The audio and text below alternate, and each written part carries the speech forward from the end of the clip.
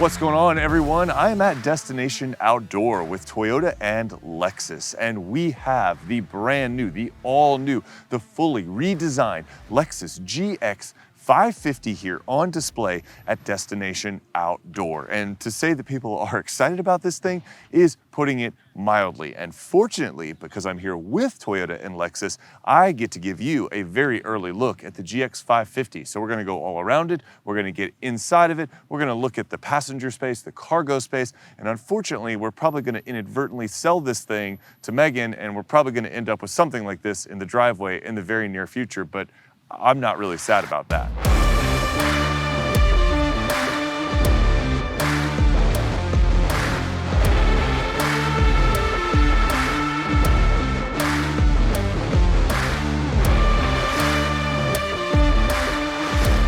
All right, of course, when we're talking about the new Lexus GX 550, no discussion of this thing can be complete without talking about the styling. And the styling of the GX 550, if you want to narrow it down to what model I think Lexus has hit out of the park in the past couple of years, other than, you know, the LC, which was a design miracle that no one saw coming, the Lexus GX, this thing, when it was unveiled in Austin, if you haven't seen those videos, I did some videos about that. When it was unveiled in Austin, we were all blown away. I mean, everybody literally, when they pulled the wraps off this thing, they were completely shocked by how good looking it is. I mean, the way that they've sort of shrunken down the front grille and integrated it in with these headlights and the daytime running lights, it looks immediately Lexus, but it also looks immediately cool. And I think that's the big difference, is that the Lexus GX 550, they could have screwed it up, to be honest with you, and they absolutely didn't. And embracing the kind of boxy profile, let's go around back and take a look at that real quick, because that's where I think like the kind of proportions of the GX 550 really shine the most. And then we'll take a look at the cargo space while we're back there. So I really like the way that the GX 550 looks from the rear. I've said it a million times on the channel, I am a sucker for a good light bar, and this thing has a great light bar, but also that boxy like look from the rear three quarters, it really looks tough. It really looks like intense. It really has that kind of off-road capability. We're out here at Destination Outdoor and we're surrounded by some of the coolest off-roading Toyotas and Lexuses that have ever been made. I mean, you've got old FJs, you've got old Land Cruisers, you've got 4Runners, which are pretty much exactly the same as they've always been, but like they are some of the coolest off-road vehicles. And this GX not only blends right in, but everybody is just flocking to it. Okay, so let's take a look at the cargo space real quick. I don't think official numbers have been released, but it is in a substantial area. And what I'll do is I'll show you using my 6'6" self sitting in it, and then some B-roll to kind of show you how much space there is. Now, I'm not gonna sit back here too long because the car is running and I will suffocate and die, but you can see at 6'6", there is a lot of cargo space back here. If you don't have a third row, and this becomes essentially a very large 2-row SUV, the cargo space is ample. I'd probably peg it somewhere in the high 30s, low 40s cubic feet. And if you fold down the rear seats, you've got an enormous like kind of cargo area. And so that makes this thing very versatile, whether you're using it for family duty or whether you plan on off-roading it, or in the name of this one, Overtrail, because that's the trim that we're looking at. And this is absolutely the one that I would want in my driveway. All right, under the hood of the new Lexus GX 550, we have a 3.4 liter twin turbo V6, and it's making 349 horsepower and 479 pound-feet of torque. And that's running through a 10-speed automatic transmission. And that is a pretty stout powertrain to motivate this thing. Obviously in Overtrail trim, we've got 4-wheel drive as well as all of Toyota's off-road modes. So you have like multi-terrain, select, and all that. I'll show you a little bit about how to access those in the interior, but this thing is fully capable. Also, you have the new generation of the kinetic dynamic suspension system. So one of the things that made the GX 460 famous was that you had this Lexus, right? And it's based on a truck platform, the Land Cruiser Prado, but it was insanely capable off-road. And you can tell because here at Destination Outdoor, there are a ton of GX 460s that have been heavily modified. In fact, there is a GX 460 that Lexus brought that has been heavily modified. And so this is a great starting platform and powertrain, but what I'm really interested in is, can they fit the iForce Max in here? Because the new Toyota Land Cruiser has the iForce Max 4-cylinder turbo, and the hybrid battery lives under the floor of the cargo space. So that had a flat cargo space that you just saw me sitting in, but the Land Cruiser's is slightly raised to accommodate the battery. If you did that here, does that mean that we could get the 473 horsepower, 583 pound-feet of torque iForce Max engine, 437 horsepower, 583 pound-feet of torque in this GX 600 maybe? Okay, inside the Lexus GX 550. Well, first of all, I am 6'6" and I have plenty of space. Now, this one has memory seats. So I'm assuming that because it has memory seats, the seats will come back as the car shuts off. So I have more than enough room. I'd have to move the seat up slightly. So if you are a tall person, you can absolutely fit. One of the things that I really like about this interior, and I'll show you some B-roll as I'm kind of going through it, is that it looks purposeful and tough, but the materials are absolutely Lexus. Like, it feels like appropriately Lexus. Like, the plastics are like hard, soft, hard. Like, they feel rugged, okay? That's the best way to describe it. It feels like a rugged luxury interior, but all of your touch points are high quality leather that you'd expect with Lexus.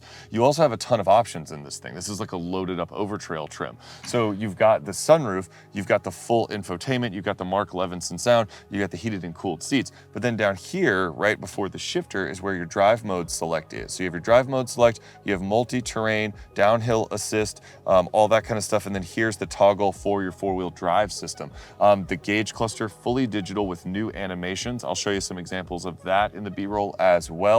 And I kind of like that sort of flat, trucky look on the passenger side. So I don't think the pictures of this thing really do it justice. I've seen some people kind of complaining about that it looks a little plain or something. But honestly, the pictures really don't do it justice. This is a high quality interior, and you've got a lot of really good materials, but it's meant to be trucky and rugged. I appreciate this. I don't think that you would be upset with the price that you paid. Now, we don't have pricing information. It's hard to say with dealer markups and all that. I think you're looking at probably somewhere in the 70s for the Overtrail model. I'm gonna estimate closer to 80 than 70. But would you be happy with this interior and tech if you were intending to go off-road with your Overtrail? I think so, I really do. Now, I'm gonna jump in the back so you can see what a really tall person would look like in the back. And I'm gonna move the seat up manually here to kind of a more appropriate position for me. Now, tall guy in the back of the GX 550. So you can see here, if I move the seat up a little bit more, I can fit behind myself. Now, my front seat self would not be super comfortable, okay? I would have to move the seat up out of my comfort zone, but I could fit. Normal people, because the seat is carved out back here, shouldn't have too much trouble fitting. I noticed that when I went to the GX event and the Land Cruiser event, depending on where the seat was in the front, I didn't have any trouble kind of fitting up there. So the back seat is spacious enough. However, I will say that Megan and I are thinking about a Sequoia, and I'm gonna have to get her take on this. Maybe when we get one to test or we get to see it together, whether she thinks this is enough space in the back. Because even though we have older kids and one of them drives, they're both incredibly tall. Ella's 6'1", and Hallie's almost 6 feet tall now, and she's only 13. So we do have to drive them around quite a bit, and I'm not sure they would be super thrilled to go to the beach or vacation or to Disney, where we go all the time, sitting back here. Now, materials are still great. Absolutely love little details like this. This looks really nice. This sort of like suede kind of like extra bar of the kind of green. I really like that a lot. I like how they set things off a little bit in here with a few little accent touches.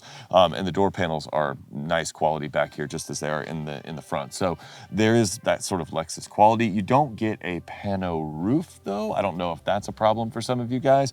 But just keep in mind that rear seat space in the GX 550 is definitely not going to be quite as accommodating as it would be in something like the Sequoia. But ironically, the cargo space in the GX is pretty good compared to the Sequoia because it has that live rear axle in third row, and it's not even, and blah, blah, blah, all that stuff. So there's a little bit of a trade-off there.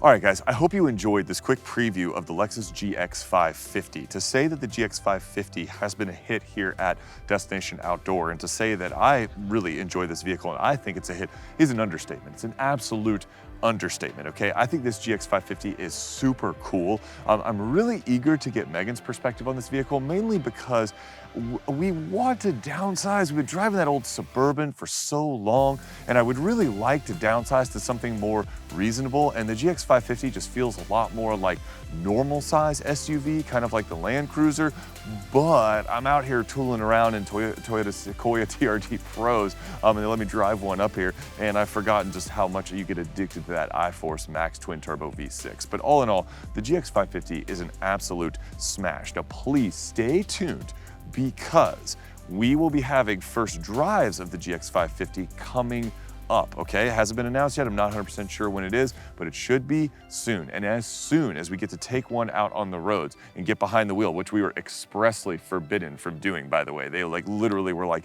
even if you move the car here in the grass, do not talk about the way it drives. It's not time for that yet. And I was like, cool, I like being here. I don't want to get in trouble. So as soon as we're allowed to bring that content to you, I will absolutely do it. But no one's looking. One thing that you notice the minute you get behind the wheel and you take this thing out on the road is that